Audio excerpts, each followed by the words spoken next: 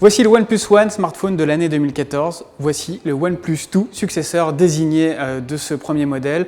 Il est enfin passé par le labo de 01net où il a passé tous les tests. Alors, smartphone de l'année 2015 ? Comme vous le voyez, question design, très peu d'évolution entre ces deux modèles. On retrouve le même dos en feutrine, sauf que là, on peut changer beaucoup plus facilement le dos. OnePlus en propose plusieurs, dont plusieurs en effet bois, plutôt sympa et plutôt réussi. Alors, petit bémol, c'est dommage, il est un peu plus épais, de quoi accueillir sa grosse batterie de 3300 mAh, et il est aussi un peu plus lourd. Alors, côté équipement, on a été évidemment agréablement surpris et OnePlus remplit sa promesse. Pour 400 €, qu'est-ce qu'on a ? On a un lecteur d'empreintes digital hyper performant, très rapide. On a 2 lecteurs de carte SIM 4G, ce qui permet d'utiliser 2 lignes téléphoniques en même temps.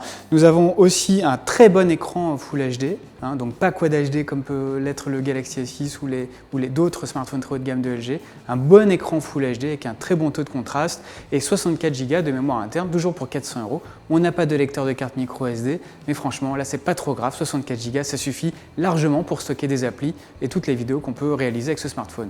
L'autre particularité de ce OnePlus 2, c'est le premier smartphone du marché à intégrer une prise USB Type C qui a la particularité d'être réversible. On peut l'utiliser donc dans les deux sens. C'est un peu contraignant parce que c'est un câble spécifique, mais c'est bien parce que c'est un pari sur l'avenir. C'est le standard de demain. Tous les smartphones seront demain en USB Type C et OnePlus 2 est en avance là-dessus, donc c'est très bien.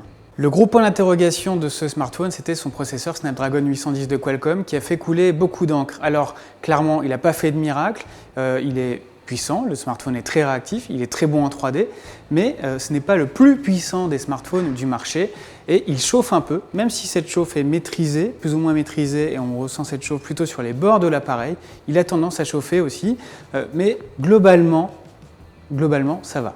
Donc on retrouve sur ce OnePlus 2 un capteur de 13 mégapixels, c'est moins que beaucoup d'autres smartphones haut de gamme du marché, mais OnePlus y a ajouté la stabilisation optique et franchement les clichés ont un très bon piqué, de très belles couleurs et on a été très agréablement surpris par les capacités photo de ce smartphone. Alors ce OnePlus 2 réitère-t-il l'exploit du OnePlus One ? Oui et non. Non, parce qu'il n'est pas révolutionnaire.